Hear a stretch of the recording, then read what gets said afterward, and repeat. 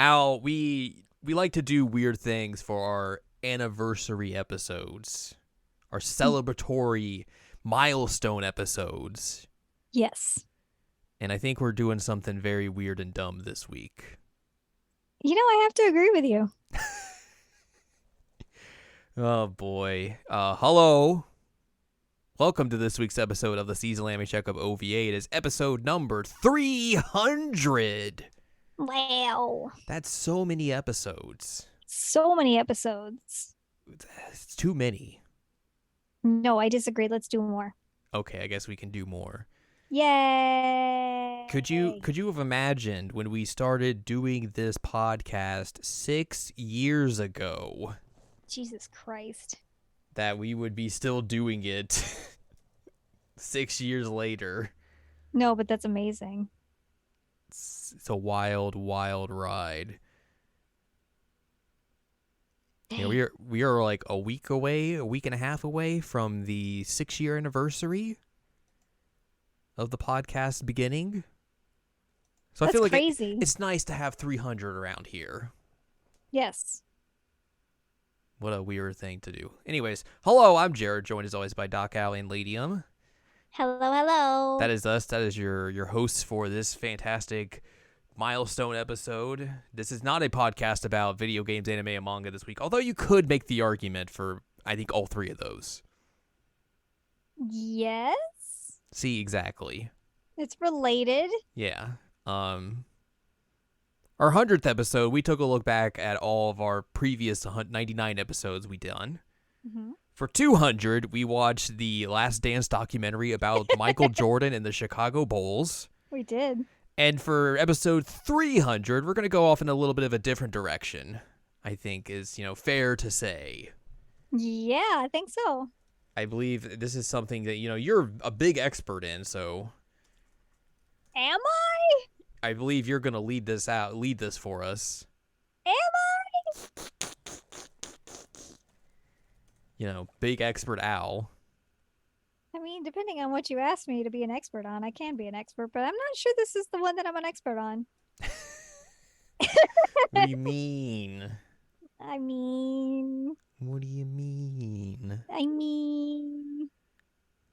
You're a big expert. I have not done a podcast about professional wrestling since right before we started this podcast, probably. Oh, snap, really? I believe, yeah, the last episode I had done of my other podcast, which was about wrestling and video games, was August 31st, 2016, literally a month before we started the SAC OVA. Wow. So yeah, it's been a while since I've talked about wrestling on a podcast in like actual full in-depth length. But yeah, we're talking about wrestling today. We are. I thought that would be a real dumb goof to do for the 300th episode, is to make Al watch a pro wrestling event. So, for some context, I guess, like, I know some of this, like, just tangentially. Because you're friends with me. I'm friends with you. I'm friends And with some other people. Yeah. another one of my friends who's really, really into it. And then, like, Yakuza. Yeah, that's true as well. And then the weird Love Live connection. Yes. And then at one point, you had me watch Flippy Boy. I think he was wrestling a mannequin. No, it was a blow-up doll, please. Blow up doll. Sorry. I watched that. So like, I'm not completely unfamiliar with the topic. I mean, you probably know stuff from like American pop culture as well.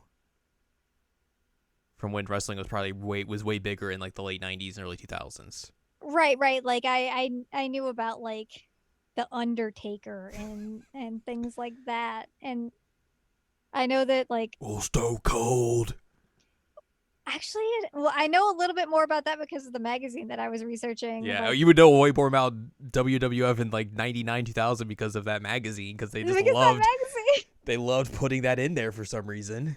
It was so weird. So like my knowledge base is like that. I know that like Hulk Hogan existed. Yeah, unfortunately. I know that Macho Man Randy Savage existed. Fortunately. Yeah, fortunately. I said Undertaker, and then like the weird stuff that I absorbed from that magazine. Mm-hmm. Um, like that's it.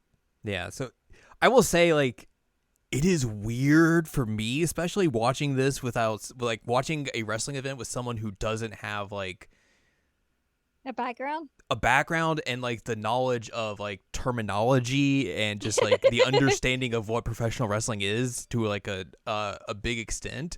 Right. Because, like, all the people I will watch wrestling with is, like, are people who are big fans of it. So, like, you know, we can talk about the ins and outs of it.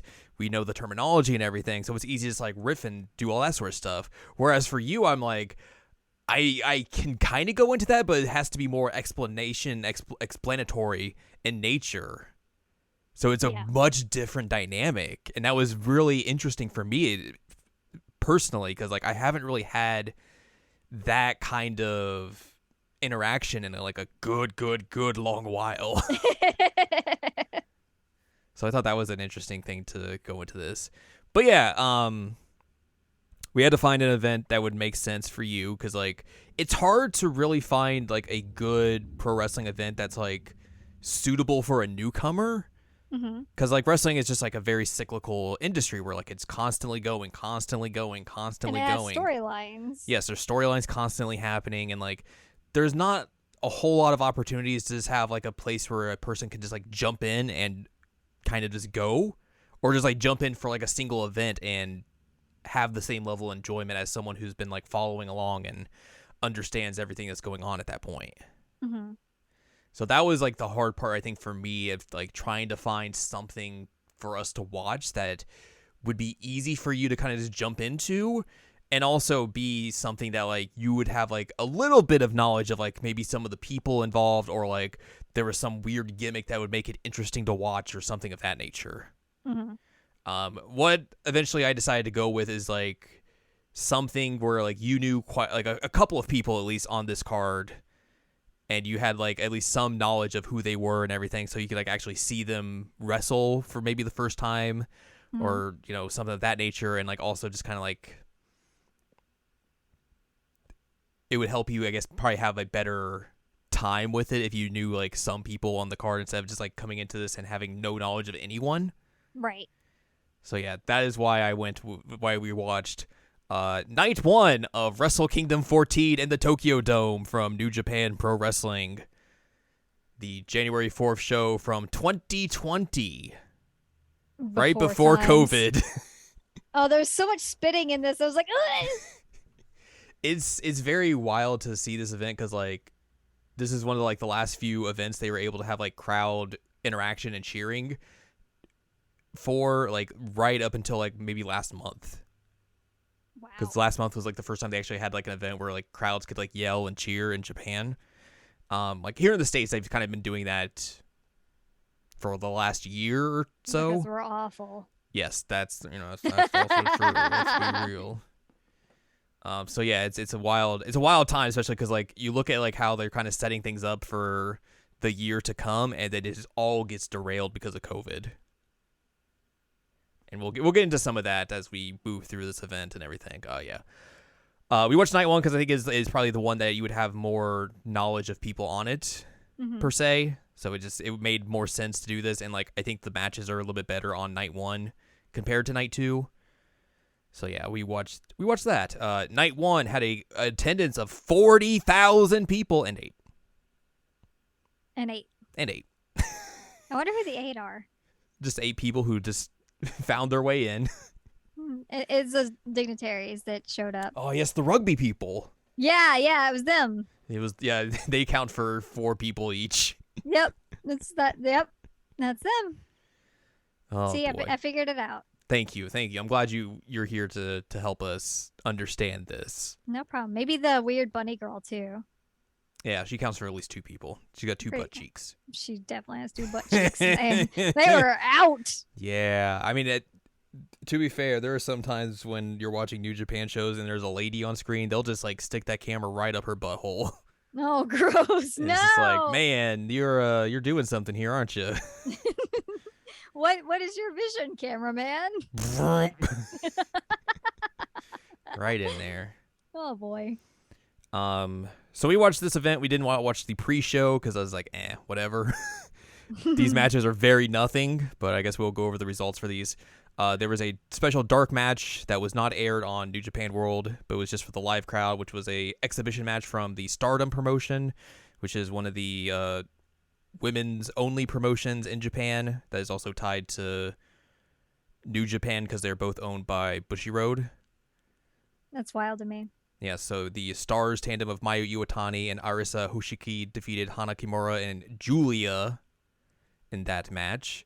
The first pre-show match was Toa Hinare, Carl Fredericks, Clark Connors, and Alex Coughlin defeating the Great Bash heel tandem of Togi Makabe, Tomoaki Hanma, Yota Tsuji, and Yuya Uemura. So a bunch of like the young lions as they are, just like the trainees essentially, and are in that match with some veterans. Then the other pre-show match was the tag team of Ten Cozy, which is Hiroyoshi Tenzan and Satoshi Kojima, defeating Yuji Nagata and Manabu Nakanishi, 4 of the members of the third generation. Because they're in the third generation of like trainees or something, I forget. I haven't watched New Japan in a while, so it is a thing. Anyways, we kicked off this event with the first match on the card, which was just a bunch of old guys, essentially. And you were like, what is happening here? Very confusing. It was very confusing. There were a bunch of old men just like, all right, let's roll up. Yes. It's like, okay. Y'all this was in like my grandpa or my mom's age. It's true. This was an 8-man tag in conjunction with Jushin Thunder Liger's retirement. He's going to have his final match the night after this, but they did this match as well to kind of give like, here's a bunch of people who are tied with this dude, and we're going to put them all in a match and just let them have fun for a little bit. So we got Naoki Sano, Shinjiro Otani, Tatsuhito Takaiwa, Ryusuke Taguchi, taking on Jushin Thunder Liger, Tatsumi Fujinami, The Great Sasuke, and Tiger Mask.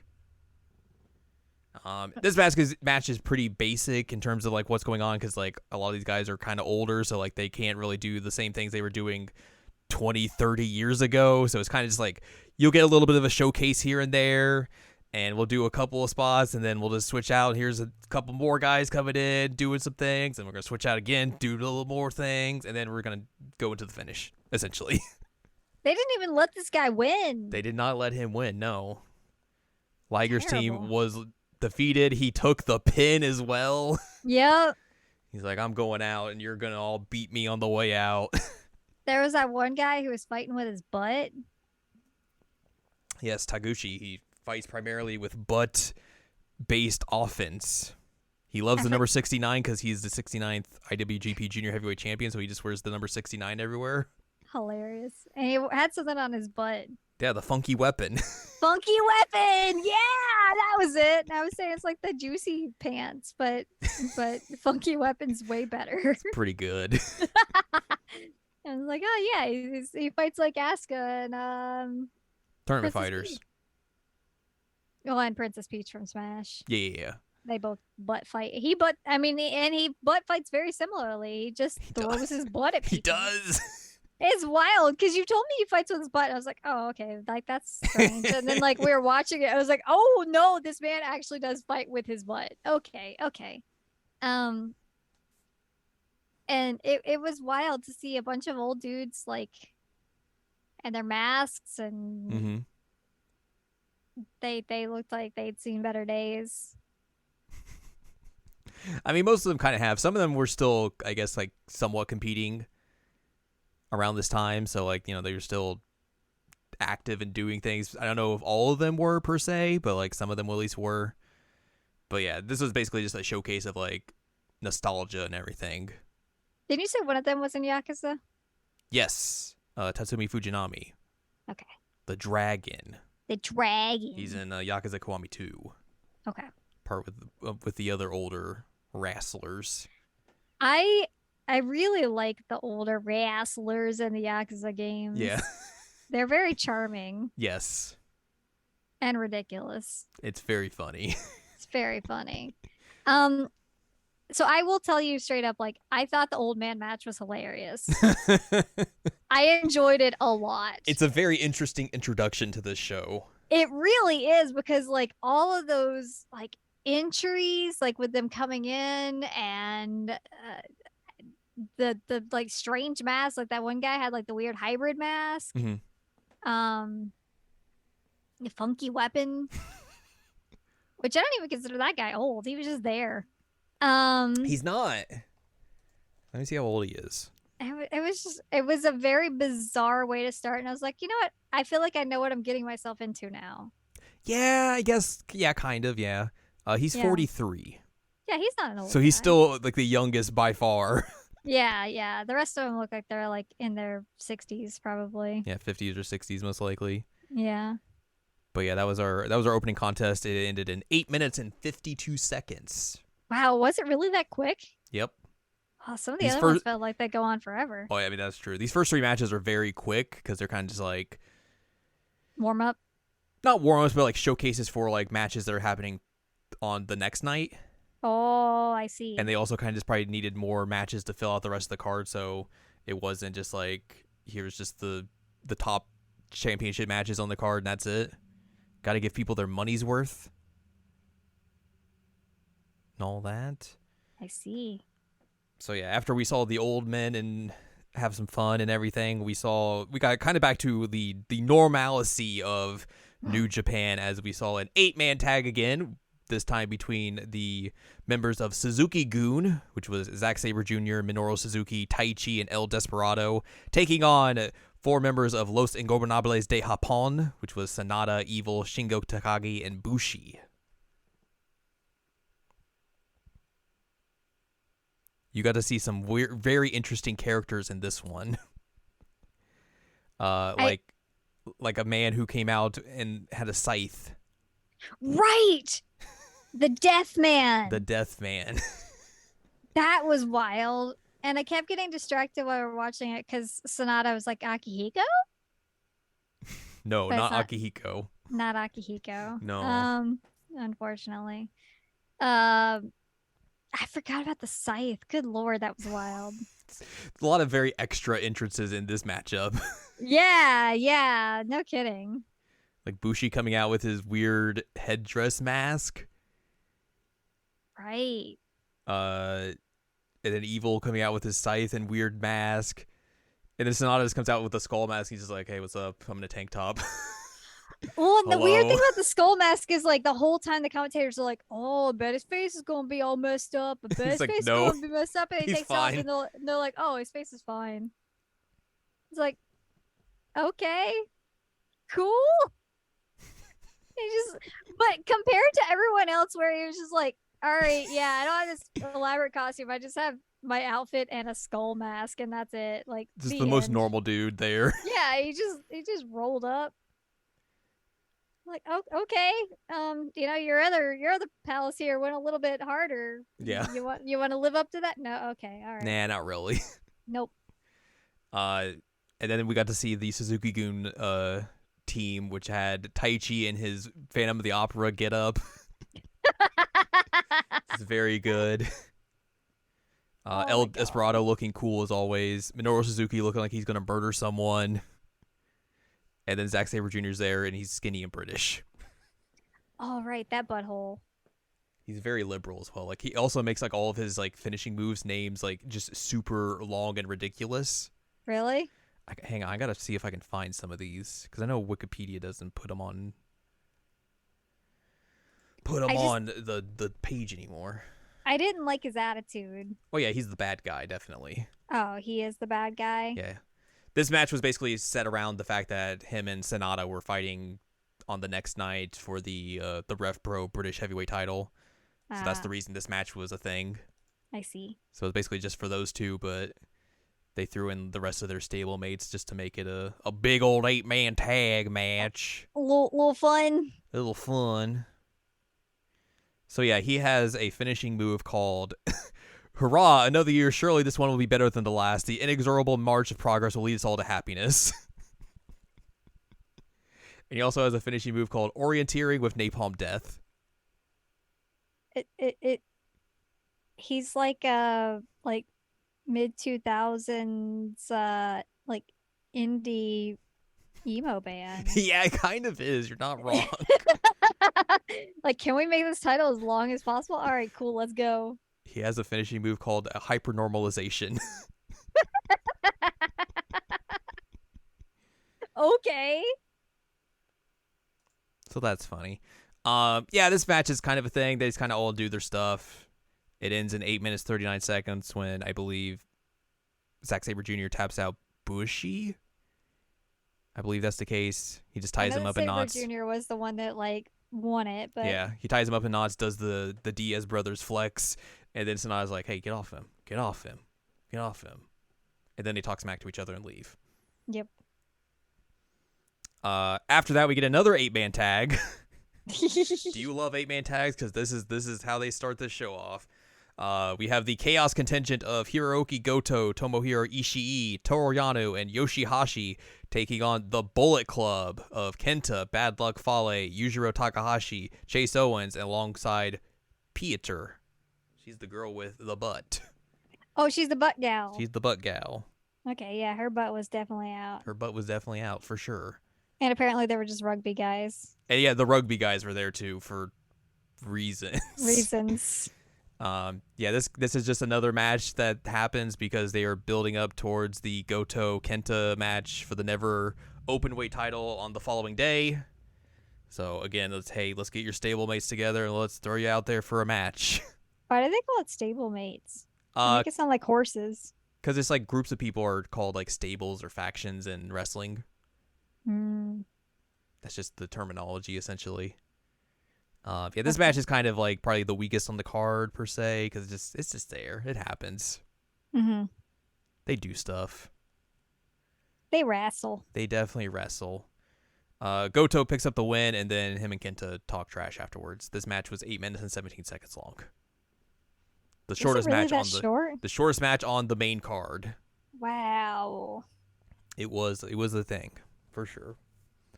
Following that, we get into the first of our 5 title matches that headline the first night of Wrestle Kingdom 14. Tag team match for the IWGP Tag Team Championships. The Gorillas of Destiny of Tama Tonga and Tonga Loa defending against Finn Juice of Juice Robinson and David Finlay.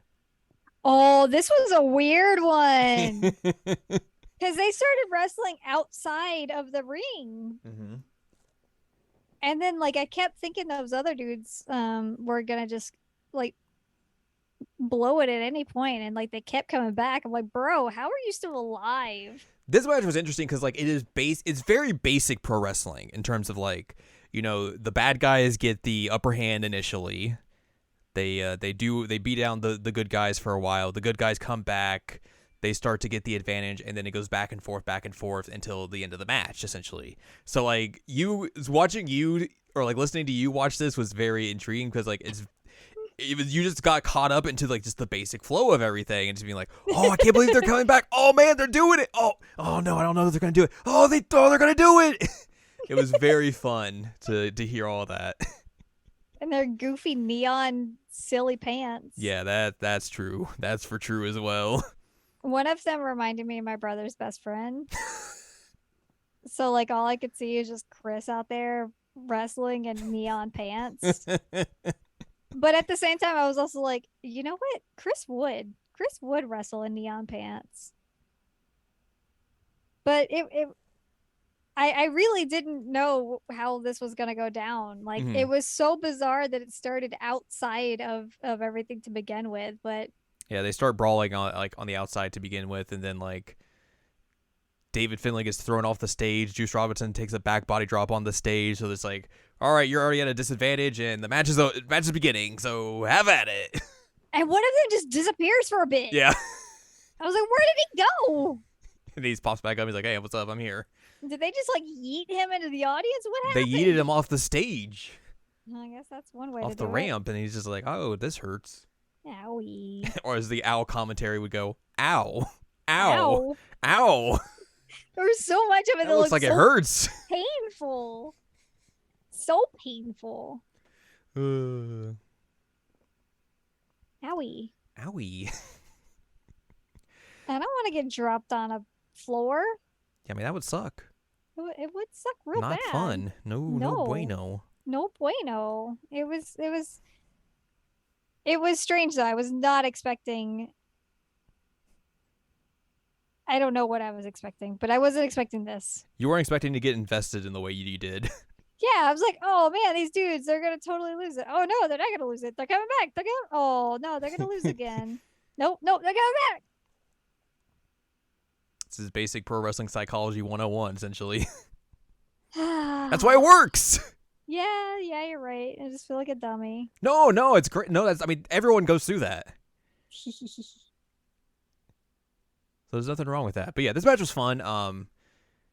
Not a long match in the slightest. Like, it is 13:25, bell to bell. It felt longer than that. Yeah, but I think probably because of the extracurricular activity at the beginning and everything made it a little bit longer. But yeah, it's just a decent tag match, especially because like a lot of times I feel like the tag title match at Wrestle Kingdoms are kind of They mentioned like how like I think like the last 7 or so like the titles had like changed hands, so like you kind of always knew going in like, oh, championships are gonna change hands here, some form or nature or whatever. But I think this match was real fun. Like both these teams meshed really well together. They were able to like bring out, like I said, like basic psychology of a wrestling match, and it just worked super well with what they were doing. And like they all hit on all cylinders throughout this match, and it was just a fun time. Is that man's name really Juice? I mean, not his real name's not Juice. Okay, I'm glad that his parents don't hate him that much.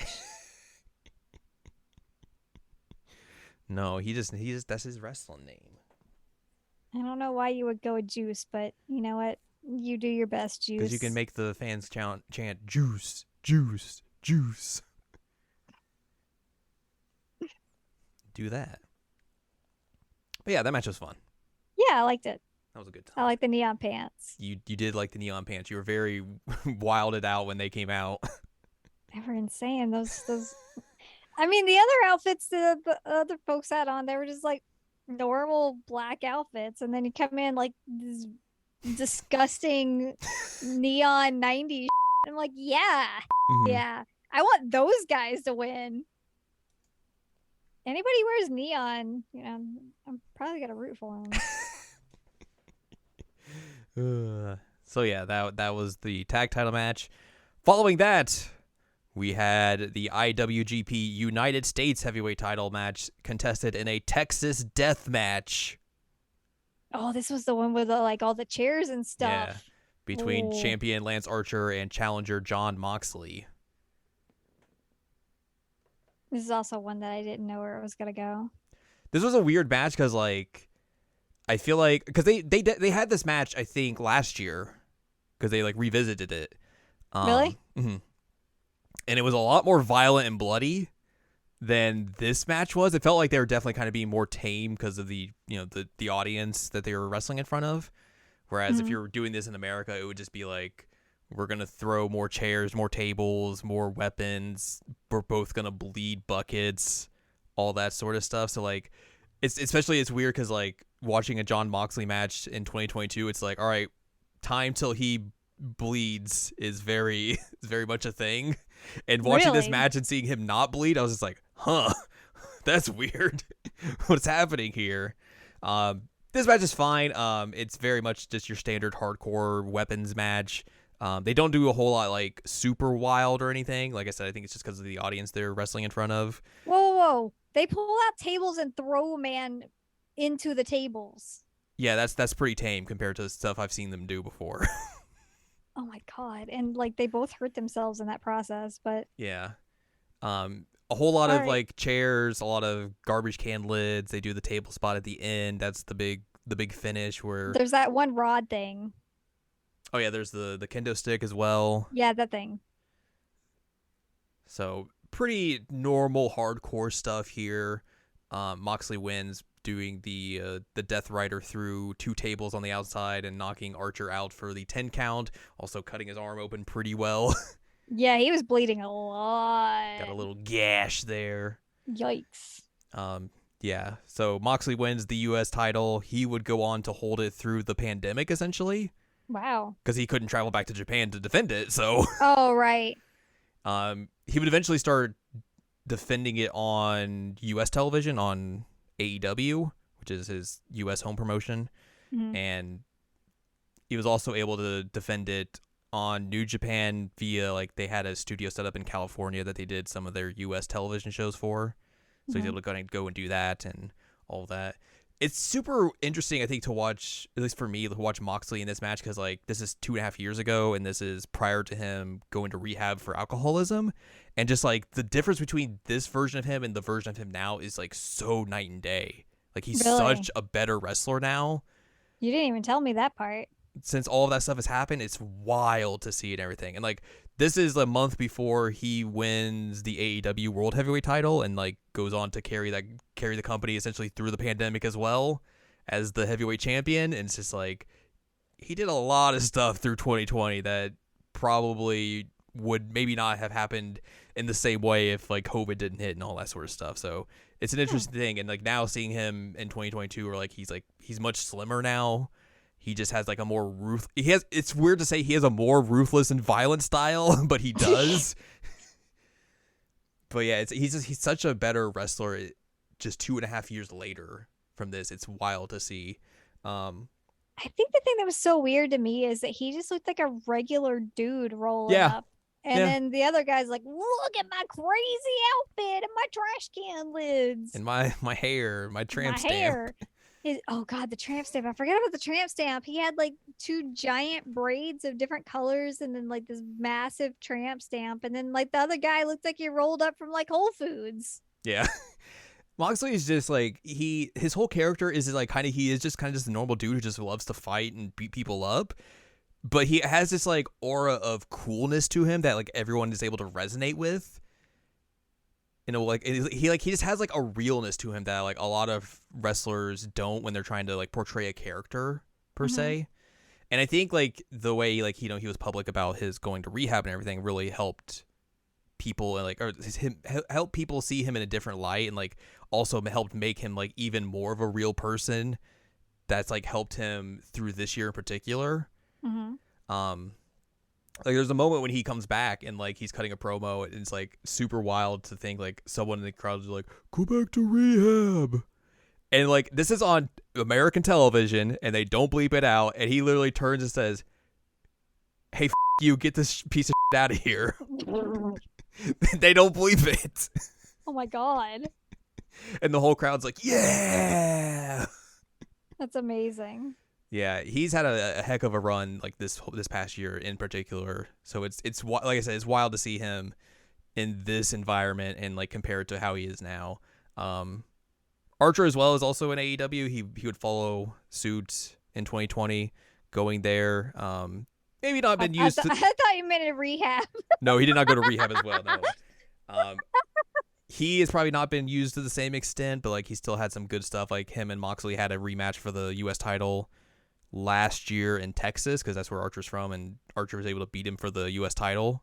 And they basically ran back the Texas Death Match. Like I said, it was just more violent and bloody, but probably a better match than this was.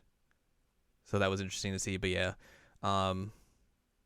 it is interesting to kind of see this as well, because, like, this is very much American style pro wrestling compared to, like, some of the other matches on this card, which are very Japanese style pro wrestling, and just kind of seeing the differences between those two styles, especially on this card in particular.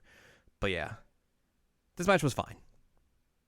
It was 14 minutes, 26 seconds of weapons and tables, no blood, and some blood at the end. The arm was bloody. Yes. Moxley goes on to defend the title against Juice Robinson the next night, successfully defeating him there, and then Minoru Suzuki comes out and beats him up. And that was real cool. What? Yeah, the murder grandpa came out because he's like, I want to fight you, and then they have a really fun match. I think the next big New Japan show, I think, that I really enjoyed, and then they had a match I think last year as well in AEW that was also fun.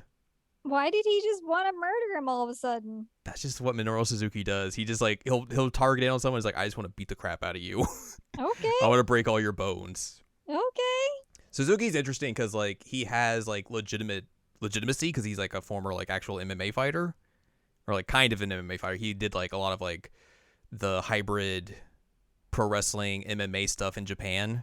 So like he knows a lot of that kind of stuff, but he also understands the showmanship and like the character work of pro wrestling. So like it's endured him to a lot of people in terms of like because of how he is and everything. And he's just a really fun wrestler to watch because he'll just like beat the crap out of people. And that's always fun. God. But yeah. That was a good time. Anyways, on to our next match. For the IWGP Junior Heavyweight title, Will Ospreay defending the belt against the returning Hiromu Takahashi. The Catman. The Catman versus that head guy. Yeah. Yeah. This was Hiromu's first big match since he broke his neck in the summer of 2018. Not 2018, 2017, right? 2018. Because this is 2020. I don't know. 2018. He broke his neck in a match against Dragon Lee in California. Oof. And he was out of action for basically a year and a half. Until now, and he's back. Catman. He's got a very flamboyant jacket on. He's got the boots with the fur. And he's got his cats in his entrance video.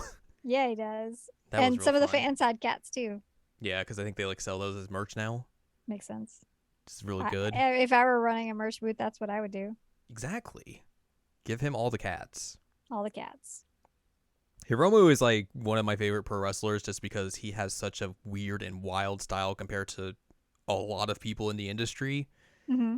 Like before he broke his neck, like he was just insane with like the stuff he was doing in terms of just like no fear and just doing crazy. Like he would literally like dive from the top rope and just throw his body at people. Oh God. Onto people who are like outside of the ring. Oh God. That's how like just wild he is. Like we should watch the first Hiromu Dragon Lee match from like 2016. That was like the match that like got him on everyone's radar. It was like, dude, what the is going on with this guy? Because it is insane. But yeah, this match is fun. As much of a shithead Will Ospreay is, he's a pretty good professional wrestler. And, you know, he's able to show that in this match and everything. Hiromu doesn't really look like he's like missed a step since breaking his neck, which is wild to think about. He's still doing some wild stuff in here and there. It's like a little bit more restrained than what he usually is, but like it's still that kind of breakneck speed, that breakneck style and pace that he's able to like push on his opponents and everything. They do kind of tell the story here of like, you know, Ospreay targets the neck of Takahashi and everything. Like, oh, is the neck fully healed or anything? Is he going to be okay? But of course, he's able to be okay because it's a wrestling match. I was worried. And that's the story they're telling.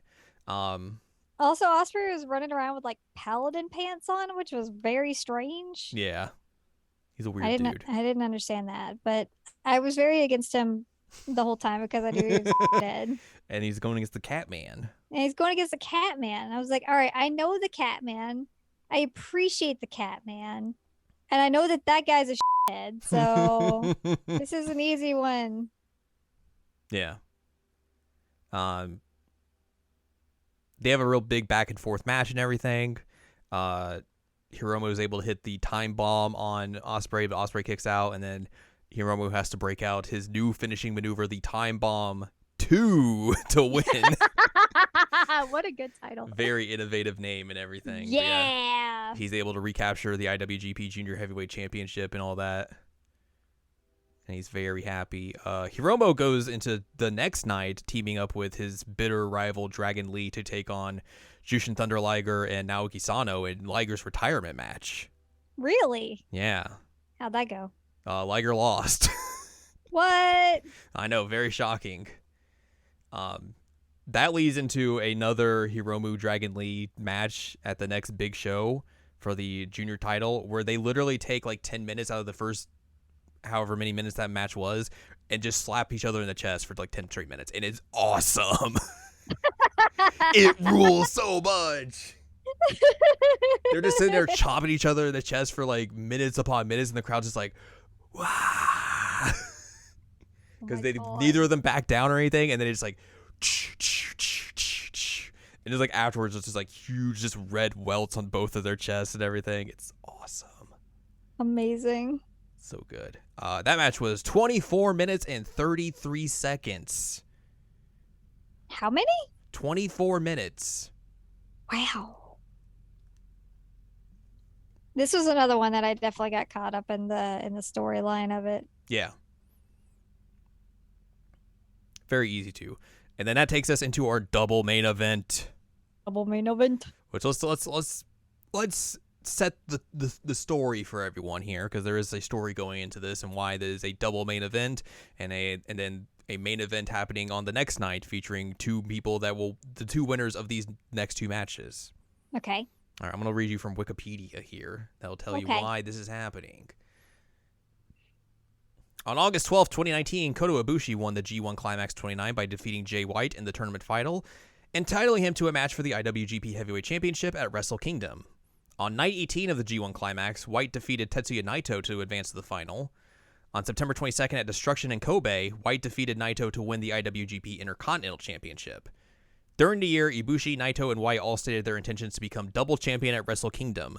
On November 3rd at Power Struggle, after White's Intercontinental Championship match, Okada, Ibushi, White, and Naito came to the ring where Okada suggested to have a fan vote to check if the New Japan fans wanted to see a double title match for both the IWGP Heavyweight and Intercontinental Championships as the main event of Night 2 at Wrestle Kingdom. New Japan held a public poll the next day where the fans voted in favor for a double title match. On November 5th, an IWGP Intercontinental Championship match between White and Naito for Night 1 and the double title match for Night 2 was scheduled, with the losers of the IWGP Heavyweight Championship and Intercontinental Championship matches on Night 1 facing off in a match on Night 2. Simple, I guess. Kind of. Kind of. Basically, a lot of them wanted to be double champions, so there's like, okay, let's just do this, I guess, as this story. Yep. So we get into the first match of the double main event for the IWGP Intercontinental Championship. Champion Jay White defending against Tetsuya Naito. You were not happy with Jay White's beard. It was terrible. Was this the one where the commentator was just like completely simping for him? Yes. It was so weird. Yeah, so I had to explain to you the concept of bad guy announcers. That was so weird. That man was hardcore simping. He was. He was like, oh man, this Jay White, I want him to spit on me. I was like, bro, you gotta calm down. There was a lot of spitting in this match for sure. Yeah. Well, so this like weird Rasputin guy comes out and he's like weird log man. His stupid beard. I was like, okay, hi, I guess. And then the commentator's just like, I love this man and I want to marry him. I'm like, what is happening right now? What? It's strange that we've gotten this far into this with all this weird shenanigans going on. And this is the part that I'm just like, what? Yeah, this is the part you're just like, wait, well, hang on a minute. This is too far. What's going on here? Like, this is the part. We've had dudes in like weird masks and we've had a cat man and then this guy, I'm just like, what? What's going on here? Excuse me? Confused. The other guy, was he the one that you were telling me about the whole like eyeball thing, or is that a different guy? Yes, that's the same one. Okay. And at one point, the other dude did it, and I was like, I don't like you. I don't like you. Like, I know that you probably don't mean it that way, but you're a white guy. Al hates the bad guys, loves the good guys. She is the demographic wrestling is looking for.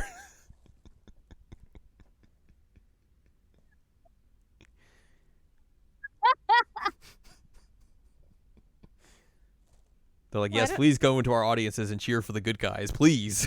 Please. Boo those bad guys. Boo. Well, we'll have to discuss at the final one who's the good guy and who's the bad guy. That's a fair point. Yes. But on this one, it's very obvious. Yeah, it was very obvious. I was like, that's racist. You shouldn't do that. Like the other guy's doing it. He's reclaiming something that's been used against him. You know what? That's his prerogative. He could do that. Mm-hmm. You, Mr. New Zealand man, you Kiwi can't do man. that. You can't do that, Mr. Kiwi. You look like a stick. Hit him with the kiwi. A Rasputin stick. Rah rah Rasputin. Rah rah Rasputin. Um, It was weird. yeah. The story of this match essentially is that Naito's not supposed to be here. He's the one who really doesn't have a claim here at all. He's the one who doesn't have a championship going into it, but he kind of just weasels his way in here. He is potentially like the most popular wrestler in the company, and he has been for the last couple of years, ever since he came back from his mini excursion. Which I guess let's explain this in a way that makes sense for everyone. Naito comes into the company originally, like once he gets his big breakout singles push to become like a big main eventer and everything. Like he's the pretty old good guy, you know, shaking hands, kissing babies type of deal, and the fans hate him. Really? Because they're like, we don't buy that he is this guy. We don't buy that he's the dude.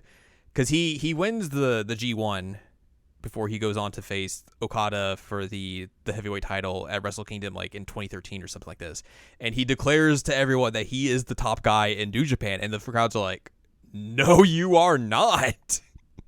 So like his big push basically fails. He loses the belt at Wrestle Kingdom because he also loses a fan vote. So he gets bumped from the main event. And he just kind of like spirals downwards because like the fans don't really care for him. And he's just not really doing anything as a good guy. So I think it's in 2015 or 2016, he goes to Mexico for a little bit. Oh, right. You mentioned that. He teams up with some people he had like tagged with before, and they're in this group called Los Ingobernables, the Ungovernables. And basically he starts turning into this bad guy character where he just like stops caring about what fans are doing, doesn't care about the rules or anything. And kiss babies. Doesn't kiss babies. He's very aloof. And just basically starts using that as his character, and he comes back to New Japan and it's like this big bad guy character, and the fans love it. That's so weird. And like he becomes like the most popular guy in the company in this short run, to where like 8 months after he comes back from Mexico, he wins the heavyweight title from Okada in a match where Okada's the babyface here, the good guy, and he's getting booed out of the building because everyone wants Naito to win. Wow. It's a wild turn of events. So like eventually he still kind of does these bad guy tendencies here and there, but he's very much in the good guy realm now. And like he basically brings like that version of Los Ingobernables to Japan and dubs it Los Ingobernables de Japón. And like the Catman's in that group, and then like some of the other guys we saw earlier are also in the group as well.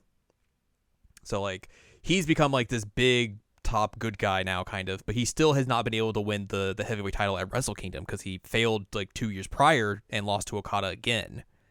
So now he's back in this, and the whole kind of like story they try to tell is like they tie in like his love of baseball in this, and they're like, it's the bottom of the ninth, he's down, and he has to like basically hit a home run to make it to tomorrow, to make it into the double title main event. Whereas Jay White's here, he won the heavyweight title earlier in the year. He's kind of been the big new star for most of this year and everything. Now he has the Intercontinental title. Now he wants to win back the heavyweight title on the next night and prove that he is the best wrestler in the world right now. So that's the kind of like the story they go in and are telling with this match in particular. A lot of this match as well kind of goes into like White working on Naito's knees because he has historically bad knees. As you see, they're very wrapped up over under his knee pads and everything. So that kind of becomes the focal point and everything. And also Jay White like trying to cheat as much as he can to ensure that he wins and everything, because that's kind of been his MO lately, is just he cheats and basically wins and everyone hates him. There's that one part where he was like making him smile for the camera, which was really, really weird. Just like fish hooking his mouth and like, smile for the camera. I was like, whoa, this man needs to calm down. This match is pretty good. Like they have a really good back and forth. They tell a really good story here. A lot of hope spots for Naito where you think like White's got him and everything, where he's gonna cheat or whatever. They do a ref bump in this match because referees are fragile. Is this the one where we were talking about the soccer players? Yes. Yeah. you akin referees to soccer players where like if they barely get touched, they're just down on the ground in pain. just crying. Which is not wrong. Like they lost a limb. Yeah. Yeah. But yeah, eventually Naito's able to hit, I think, 2 Destinos, his finishing move, and pin Jay White to become the Intercontinental Champion and move on to night 2 into the main event for the double titles. Can he finally do the thing that has eluded him his whole career? Can he win the big one in the Tokyo Dome? He just shows up again later. He's like, hello. Yeah, he does. I'm going to throw this belt on the ground. This match went 33 minutes and 54 seconds. Wow. Long match. A lot of like the main events of New Japan matches are long matches because that's kind of like the style they have currently. Is like, you know, they have these big, long, epic matches. Like that's kind of like the way they build their match structure and everything.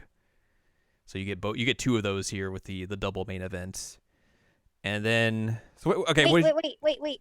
I was gonna say I got introduced to Red Shoes. Yes, the referee, Red Shoes. Yes. Anyway, continue. What did you think of this match? Because this is like your first big long match, I guess, of the night. I mean, I was into it. I was really thrown off by like everything. The spitting. The spitting was awful and terrifying. And the first time it happens, you're like, whoa! I was like, wait, pre-COVID. I still think that spitting on people is disgusting in general, even No, pre-COVID. I mean it is, yeah. Like I said, the commentator was making me crazy because he was just like, that was an unfair Jay White. There's a bias against him. I was like, whoa, chill. So yeah, like I was totally the dupe who was like, yeah, I want the other guy to win.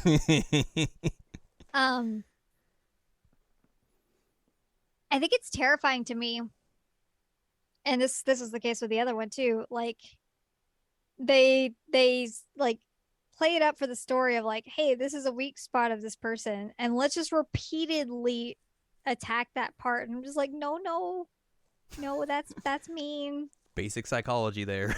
Don't do that. That's mean. You're working a limb. Oh man, that's not nice. That's not nice at all. And I didn't pick up on the cheating part at all.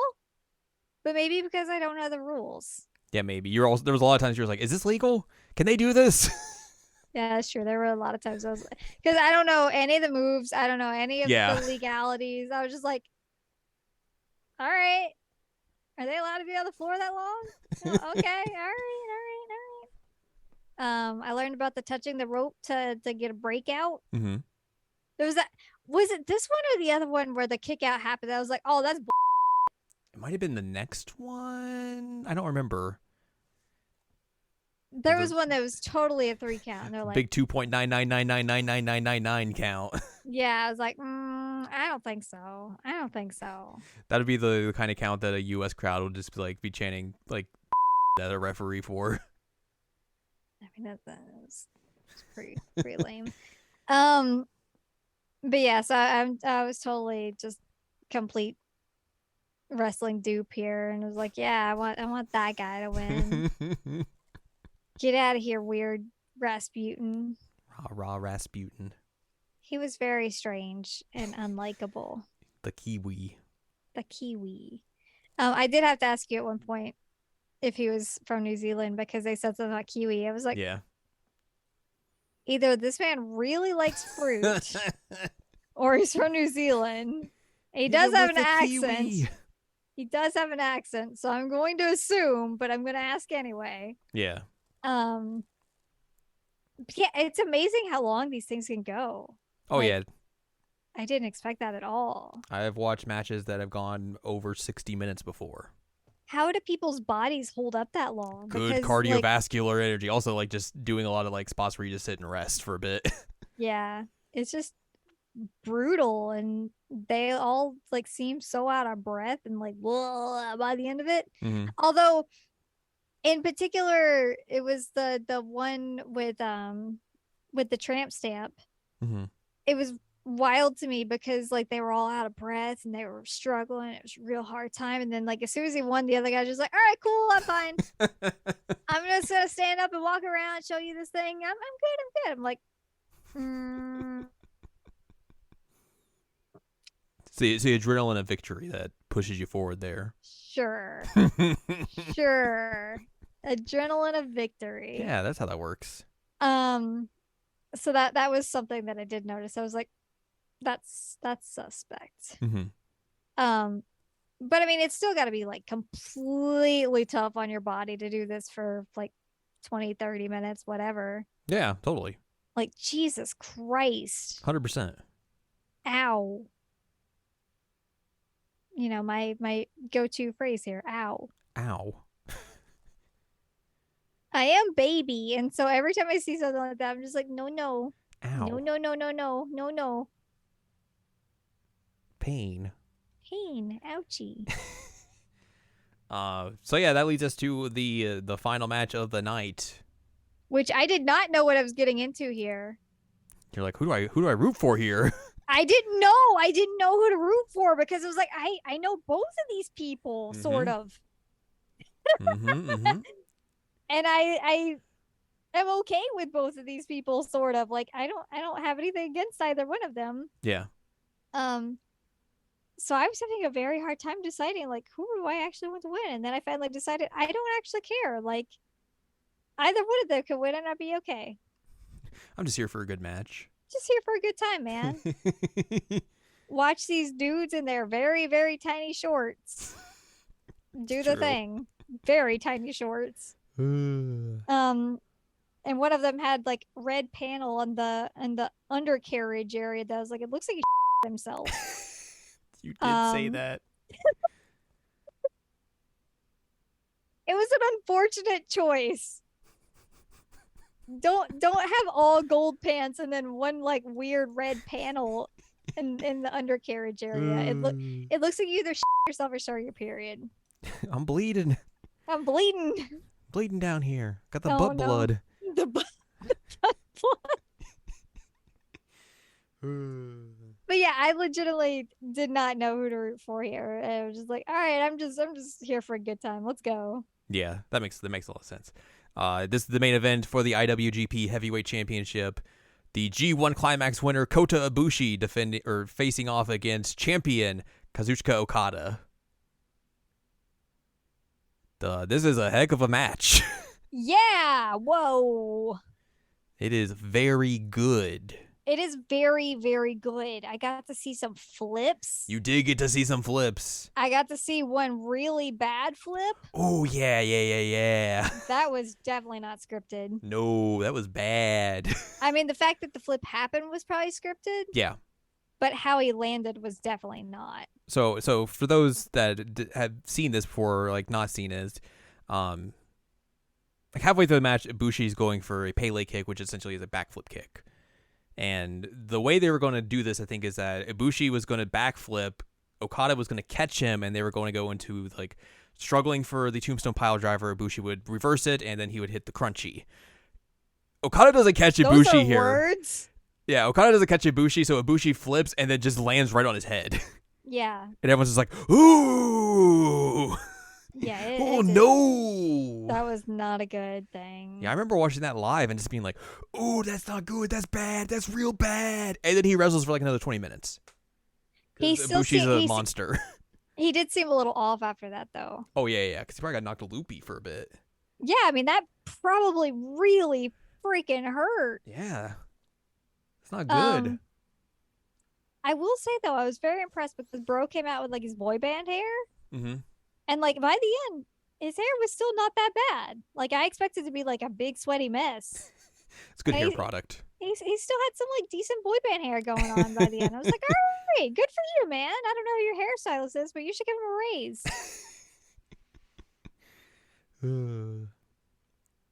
Yeah. See them flips. Got to see them flips. Yeah, this match is really good. They do a lot of like starting off slow, doing some grappling here and there, trying to see who's going to get the advantage there, and then, you know, eventually it kind of turns into like a striking exchange, and then just things start going off to the races from there. So who's the good guy and who's the bad guy? They're both good guys. So what do you do in that situation? You You choose do like I do, and you just say, "I'm here for a good time."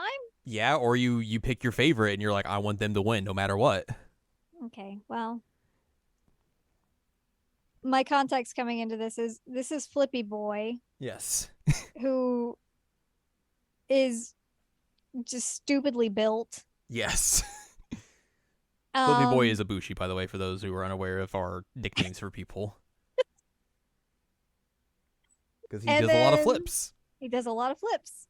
And then Okada was like, I know you because of Yakuza and Love Live. Mm-hmm. So, like, I'd be fine with you winning too. Also, it looks like you got some sweet eyeliner on, and I can't be mad at that. I don't know if he actually had sweet I eyeliner don't on, think but he did, but I don't know for sure. he had very defined eye lines. It was very beautiful.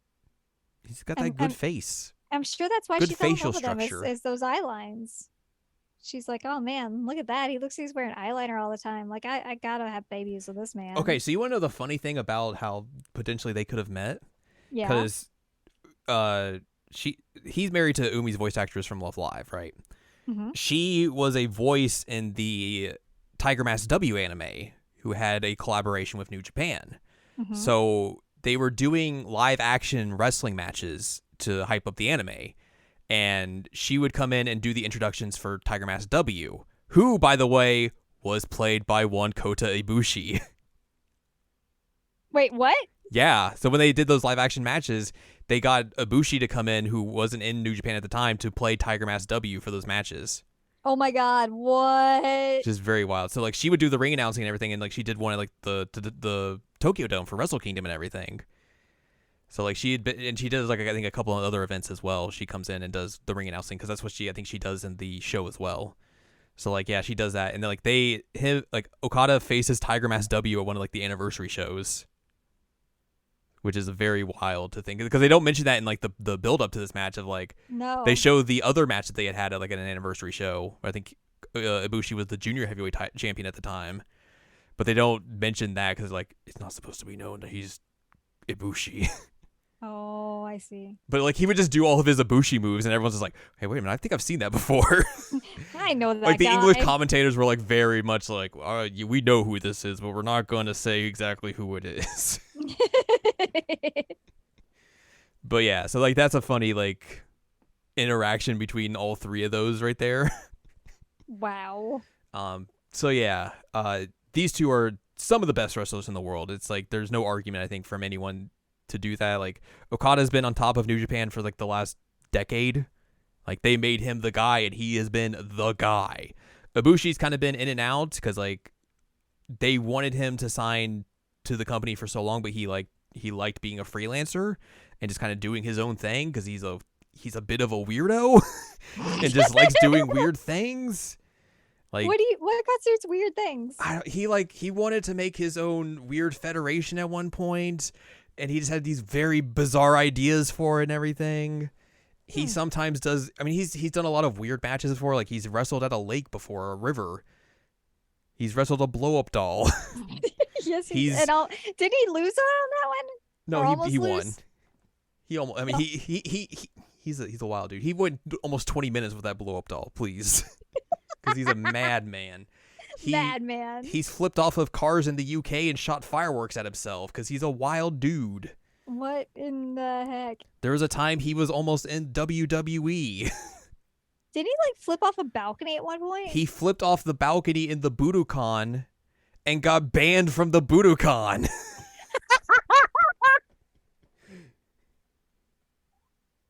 Because he's a maniac. Oh my god, that's hilarious. But he's also just incredibly good. Very talented. Very talented. So like he's at this point in time, he'd finally signed an exclusive contract with New Japan. So like they finally had him, and now they're giving him the push that everyone had been waiting for like years at this point. Because they felt like he's one of the guys that like should be at the top of the company. So like that's kind of like where this is heading. And he's going against the guy who's been the top of the company for years and years, and it's just been like this interesting struggle between these two, is seeing like who's actually going to be the better person or better wrestler here, who's going to win this match and go on to night 2 essentially. But yeah, they do a lot of really fun and good stuff here. I really like, because I think at this point they had been doing this thing where like if Ibushi takes enough damage, he goes into this weird fugue state where he just like loses all emotion and just like zeroes in on his opponent and just beats the shit out of them. They had that moment where like Mhm. he kept getting like hit and stuff. And he's just like, meh, And I meh, thought it was real interesting as well, like meh. where he starts kind of doing bad guy stuff when he's doing that, or like he puts Okada in like the corner, like he's slumped there and the referee's trying to get him out, and he like just turns and starts kicking him in the head, and the crowd starts booing him, Yeah. which I thought was a really good moment because it's like they're like, no, don't do this, you're not that guy, Don't beat that guy. you're not that guy. But like that was, I think that's a fun thing to like add to his character because like, you know, he's just this very athletic guy, but like he takes too much damage or like something happens, he just snaps and it's like, oh, I'm going to just destroy you now. Yeah. Yeah. They're like, he's not even in there anymore. Yeah. Like I think that stuff's really good.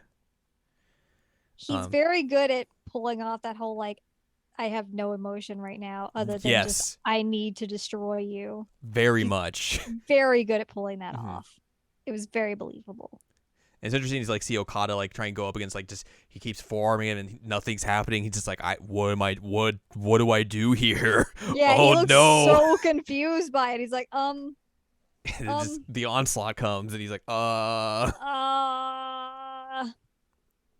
it's a lot of boob slapping. a lot of boob slapping for sure. Hi Maxwell. Maxwell also is into the boob slapping. He likes stepping on him. He doesn't like slapping him. That is true.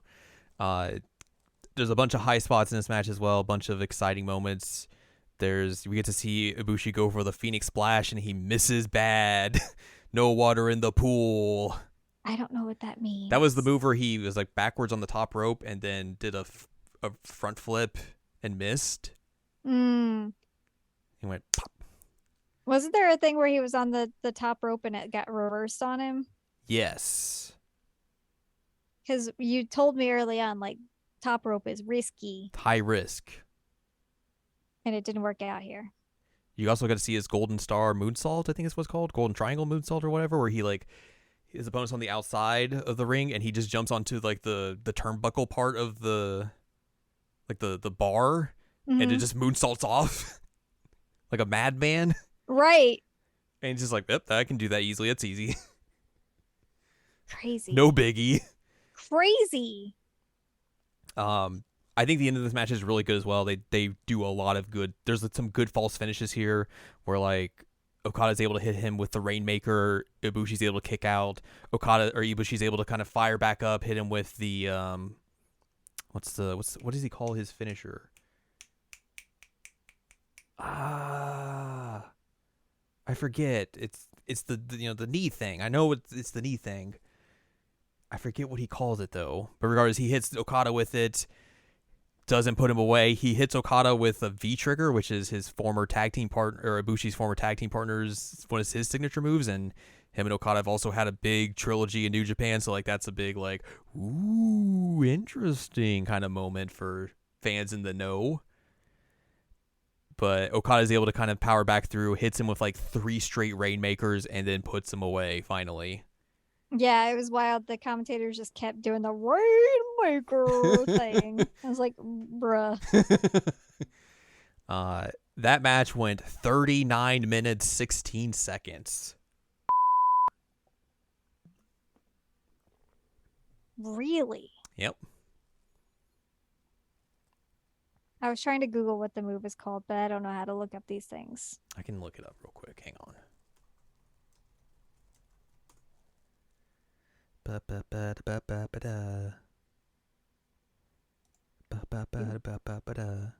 I'm not good at the Googles. Akame Goye. That's his finishing move. Which is That means something about God, because Kami is God. Yes, you are correct. That's all I know. That's all I got. God me. This article says the Kamigoya is translated to meaning to surpass God. Cool. Yeah. That's pretty badass. Bushi's cool. Bushi is cool. So yeah, I like him. he loses this match. He loses his shot at the belt. He looks very sad. He's very sad. Okada wins, and he's just like, oh boy. That sure was a match. And then Naito comes out and is like, hey, we're gonna wrestle tomorrow. I'm gonna beat you this time. He just threw his belt on the ground. Yeah. So who wins? So the next night they do the losers match, where Jay White and Ibushi fight. Oh. And Ibushi loses again. No! Which is not good. Against Rasputin? Yeah, he lost against Rasputin. Oh my god, it's terrible. And then the double gold main event. I want to read you from Wikipedia about the climax of this match, which is very good. Like, there's a lot of like good storytelling in like the climax of this match. Okay. During the match's climax, Naito countered a Rainmaker into a Destino for a near fall. Naito later attempted another Destino, but Okada prevented it. After finally hitting his old Stardust press finisher, which there's been a story going on with Naito wanting to do his old finishing move when he was like the good guy and everyone rejected him. Mm-hmm. And like he did it at the last time these two had fought at Wrestle Kingdom, but like he was very reluctant to do it. He was kind of just like, I guess I'll do this, and it messes up for him, and that's why he loses. So this time he fully embraces it, like he does like the old poses and everything, and the crowd eats it up. Wow. And he hits it. He hits another Destino, and he wins both belts. Wow. And the crowd goes wild. Wow. It was a very good cathartic moment for like Naito fans in particular, because like a lot of times we had seen him kind of just like be the bridesmaid or come up short, especially at Wrestle Kingdom, and now he finally got the win he had been wanting, and like all the fans had been wanting. So like it was a very cool moment and everything. So yeah, that's how the double gold main event ends of Wrestle Kingdom. Back to the loser thing. Yes. I'm going to write that off as him falling on his head made it hard for him to win. Yes. I don't care that it was scripted. I don't care. That's the story. I'm sticking to it. So yeah, Naito wins both belts. They were eventually going to do a Naito Hiromu match at the anniversary show, which God, I would have loved to see, because both those guys are maniacs. But they didn't do it because the COVID hit. Right. So they still have not done that match, and I'm very disappointed. What? Yeah. Do you want to know what happens next year? Because our boy Ibushi had a tough time, but he had a decent 2020. He was able to come back. He wins the G1 again, giving him the right to challenge for both belts at the next year's Wrestle Kingdom. Good for him. And then he lost his right to do that to Jay White, to Rasputin. No. But Naito was like, hey, I'll fight both of you guys. I'll fight Ibushi on night one, and then whoever wins will face Jay White on the second night. And our boy finally did it. He did it? Ibushi defeats Naito in the first night of Wrestle Kingdom 15 to become IWGP Heavyweight and Intercontinental Champion, and then goes on to defeat Jay White for both belts again in night 2. In a match that went 48 minutes. God, what? Yeah. What? 48 minutes. Whoa. That's a long match. Yes. And then Ibushi goes on to unite both belts to create the IWGP World Heavyweight title, and everyone gets mad at him for it. Why do they get mad at him? Because the new belt didn't look as good as the old belt, so they're just like, ugh, gross. Ugh. And then he gets hurt, I think, and loses the title, and then he's kind of been battling injuries and legal disputes now, and hasn't been wrestling this year, which is very disappointing, because he's great. Let Ibushi do dumb things. Or just let him go and just hang out and be happy.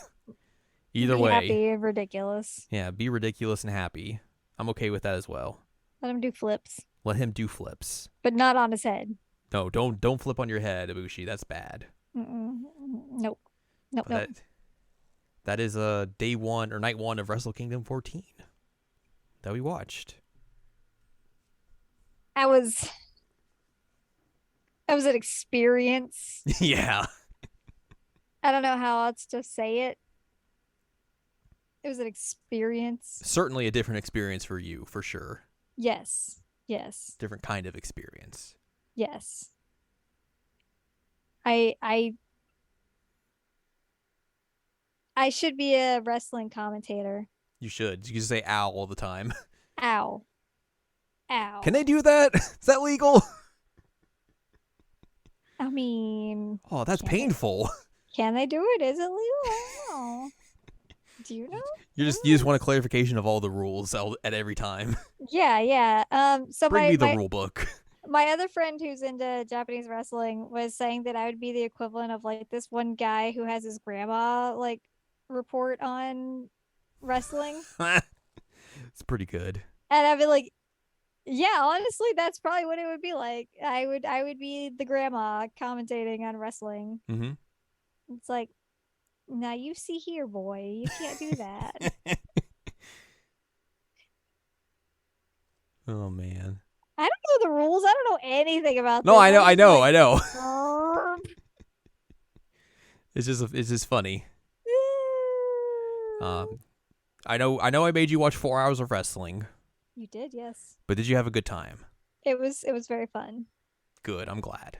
I don't know that this is something I would do on the regular, but Right. It was fun. I got into it. I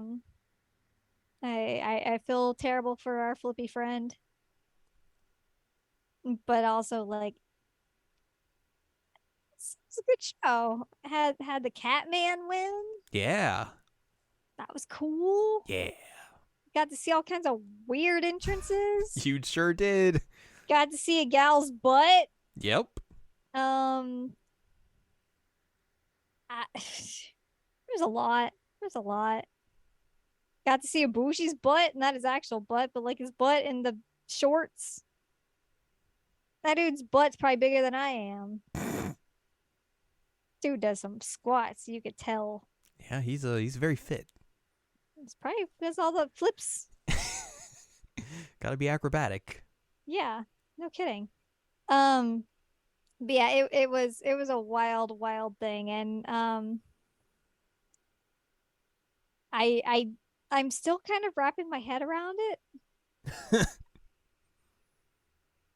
because it seems so surreal at points. I'm just like, okay, it's not as surreal as somebody wrestling a blow up doll, but yeah. I mean that's a very extreme side of things. Or like there was a video once you showed me of like somebody getting thrown in an elevator. Yes, that was the Catman. The Catman. He won a match by throwing someone in an elevator and coming back to the ring in time.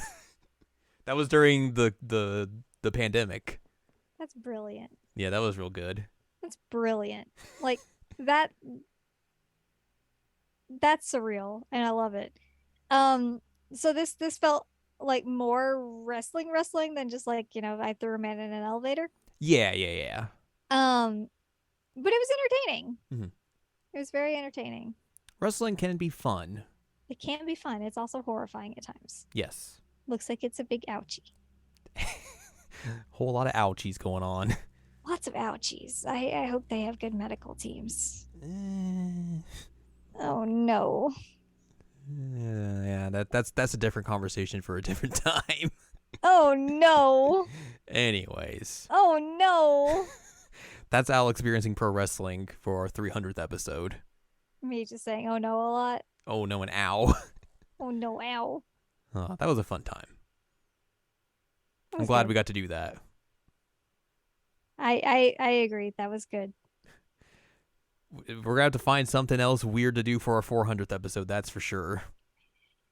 You know what? I'm sure we could find something, but you got a year and a half to figure that out, essentially. We got time. We sure got time. But yeah, that's going to wrap up this week's episode. The big 300. We did it. 300. Woo! I was able to do this episode after getting the cocktail of vaccines. You got the cocktail. What better way to celebrate than doing the 300th episode? I know, right? Like, cool. You're not going to get COVID, probably. Well, not guaranteed, but it won't be as bad. you will have a better chance of doing okay. Yay. And that's a plus. That is a plus. So we celebrate by doing 300 episodes and talking about Flippy Boys Mm-hmm. and For sure. Catman. And Catman. But yeah, that's going to do it for this week's episode. So if you'd like more from us, head on over to seasonalanimecheckup.com or sac.cool, where you can find past episodes of this podcast and other podcasts like the Jared and Al Watch podcast. You can also find columns and reviews on the site as well. If you'd like more from AnnLadium, go to AnnLadium.com. She's got columns and reviews. You can follow us on Twitter and TikTok at Anime Checkup. You can buy our books, One Shiny Moment, A Critical Analysis of Love Life Sunshine, and Hot Tubs and Pac-Man on Amazon.com. And you can support us on Patreon, patreon.com/SACOVA. Buy us a slice of pizza, get access to unedited versions of the podcast early, and a whole wealth of bonus content as well. Big thank you to everyone who's been with us, ride or die, supporting us from episode 1 or whatever episode you jumped on, and been with us for this wild ride of 300 episodes. We very much appreciate it. Mwah. Super duper appreciate it. Yes, very much so. But that doesn't mean the ride's stopping here. We got next week coming up, 301. What are we doing? I don't know. Al's probably going to have played a game by then, and maybe she'll talk about it, or we'll just find something else to talk about. Who knows? You think I can really finish it in that period? I don't know. I was just making sayings. Oh my gosh, it's the first episode of October next week. What? Spooky season's upon us. Oh my god, we need to play the spooky game. We do. We also got to watch that Netflix Resident Evil show. Oh, right, we do. So we got some spooky things coming up in the month of October. Spoopy. So look forward to all of that coming up in the next month and the next 100 episodes to see what other dumb thing we decide to do for 400. Thanks for being here. Yep.